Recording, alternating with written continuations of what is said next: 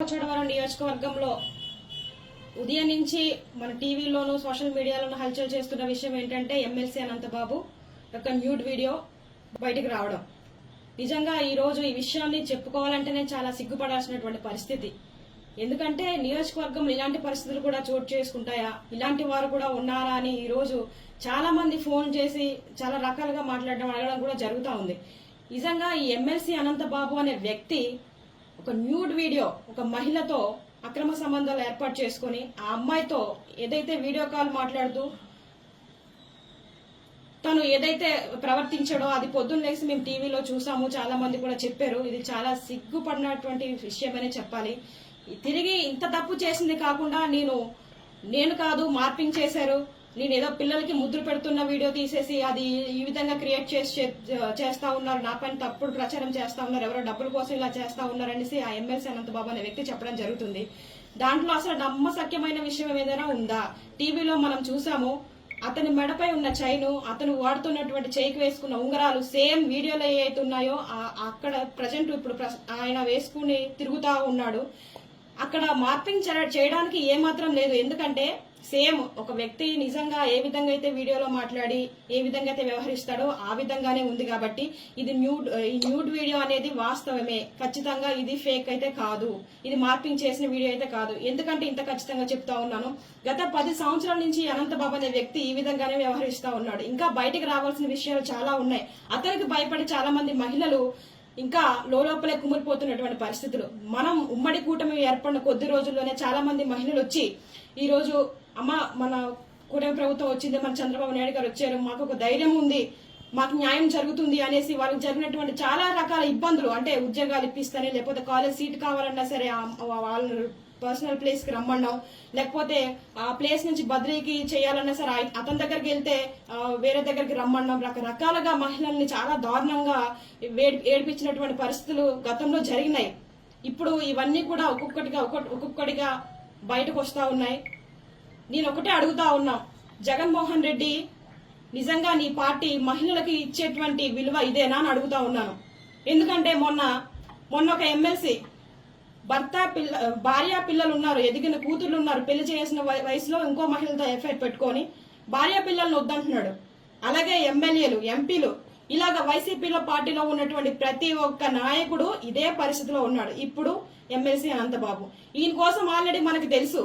ఇప్పుడు నువ్వేం చేస్తావు జగన్మోహన్ రెడ్డి? ఈ యొక్క ఎమ్మెల్సీ అనంతబాబుకు నువ్వు శిక్ష వేయిస్తావా, లేదంటే మొన్న డోర్ డెలివరీ చేసిన తర్వాత 5 నెలల బయటకు తీసుకొచ్చేవే అలాగే వ్యవహరిస్తావా? నువ్వు మహిళలకు ఏమాత్రం గౌరవిస్తావు అనేది ఇప్పుడు బయటపడుతుంది. కాబట్టి జగన్మోహన్ రెడ్డి, నువ్వు నీ పార్టీ నిజంగానే మహిళల పక్షపాతి అని చెప్తా ఉంటావు కదా, మహిళల తరపున ఎప్పుడు ఉంటుంది, మహిళలకు ఎప్పుడు కూడా ఉన్నతమైన స్థానాల్లోనే మా వైసీపీ ప్రభుత్వం ఉంటుంది అనేసి చాలాసార్లు చెప్పావు. ఇప్పుడు ఏం మాట్లాడతావు జగన్మోహన్ రెడ్డి అని కూడా నేను అడుగుతా ఉన్నాను. మిగతా ఎమ్మెల్యేలు, ఎంపీలు కూడా ఇదే ప్రశ్న వేస్తా ఉన్నాను. ఒకసారి మీరు ప్రశ్నించుకోండి. టీడీపీ కార్యకర్తల్లో ఉన్నటువంటి నాయకులు ఆ విధంగా వ్యవహరిస్తా ఉన్నారా, లేకపోతే వైసీపీ పార్టీలో ఒక పదవి మోహంతో ఏ విధంగా వ్యవహరిస్తా ఉన్నారు మీకే కళ్ళకట్టినట్టు కనబడతా ఉంది. ఈ రోజు నిజంగా సమాజం సిగ్గుతో తలదించుకోవాల్సిన పరిస్థితి. ఇలాంటివి చూడాలంటేనే భయంకరంగా ఉన్నాయని చాలా మంది చెప్తా ఉన్నారు. ఒకసారి మీరే ఆలోచించుకోవాల్సిన పరిస్థితి. గతంలో డోర్ డెలివరీ చేసి ఒక దళితుడిని చంపేశారు. అది కూడా ఒక మహిళ వల్లే ఆ వ్యక్తిని చంపారన్న విషయం కూడా మా అందరికి ఇప్పటికీ చాలా మందికి తెలుసు.